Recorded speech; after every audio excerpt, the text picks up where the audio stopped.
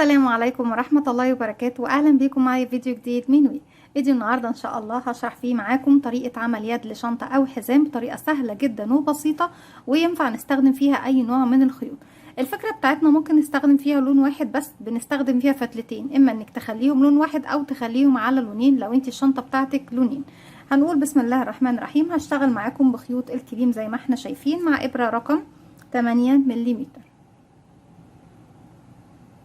هنقول بسم الله الرحمن الرحيم، وهناخد من كل لون فتلة وهنعمل عقدة بداية. هسيب مسافة من الخيط وهلف الخيط بتاعي بالشكل ده حلقة على الهواء.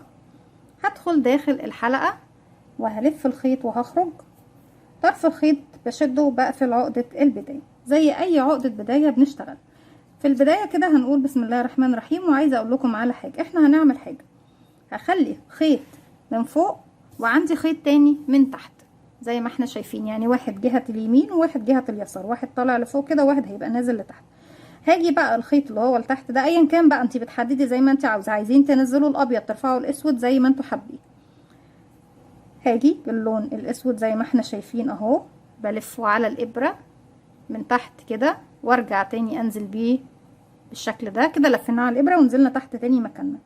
هسيبه، همسك الخيط الابيض بالشكل ده وهلف الخيط وهسحبه من الحلقة السوداء ومن الحلقتين الموجودين عندي على الإبرة زي ما احنا شايفين، لأن طبعا الحلقتين دول هما كانوا الأساس والبداية عندي.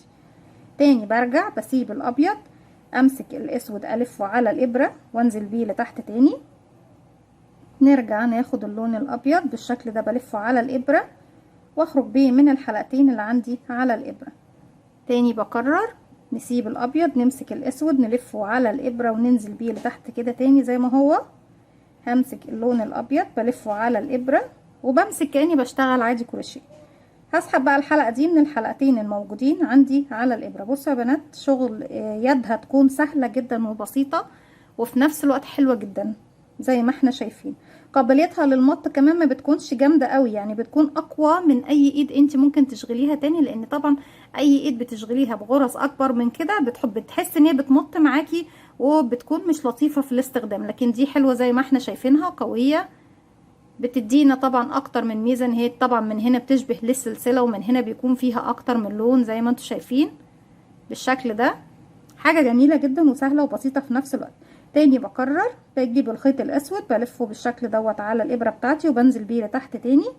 وبعد كده باجي الف الخيط الابيض على الابرة من فوق. بصوا يعني ده الاسود رفعناه من فوق كده من جهة اليسار، انا هنا في اليسار في وش الابرة، هنا خلف الابرة اللون التاني اللي من فوق. باجي الاسود برفعه بقى كده والف بيه خلف الابرة واجي هنا تاني. الابيض عكسنا، باجي بقى من الخلف، باجي بعد كده بلفه على الابرة اهو. حتى كمان تظبطي اللي هي طبعا الخيط بتاعك ما تخليش الحتة الايه المفتوحة دي تكون هي طبعا الوش الشغل، خلي دايما الحتة اللي هي المقفولة كده هي اللي في وش الشغل.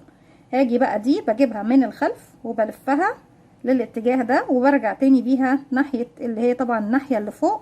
هرجع بقى اللي انا لفتها على الابرة اسحبها من الحلقتين الموجودين عندي على الابرة، وبطريقة سهلة جدا وبسيطة. بصوا تاخدش معانا وقت، سهلة جدا وبسيطة وجميلة في نفس الوقت.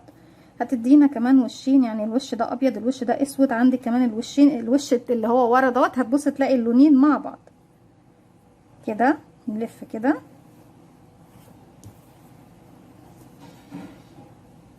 ونرجع نلف الابيض ونخرج بيه من الاسود والابيض مع بعض زي ما احنا شايفين اهي. الطريقة سهلة جدا وبسيطة، تقدري تستخدميها كحزام، تقدري تستخدميها طبعا طبعا يد للشنطة، تقدري تستخدميها استخدامات كتير جدا على فكرة. اكيد طبعا ممكن تعمليها ميدالية زي ما احنا شايفين، وبعد كده بترتفعي مجموعة من السلاسل وتقفلي بيها في المكان دوت، هتكون حلوة جدا جدا وبسيطة. دي كانت فكرة الفيديو بتاعي النهاردة. انا عارفة ان هو سهل وبسيط وقليل جدا، بس اتمنى ان الفكرة تكون سهلة وبسيطة وتعجبكم وتحبوها وتجربوها ان شاء الله. اتمنى لو عجبكم الفيديو تعملوا لي لايك وشير وسبسكرايب، واستنوني في فيديو جديد من وي، وفعلوا زرار الجرس عشان يوصلكم مني كل جديد. السلام عليكم ورحمة الله وبركاته.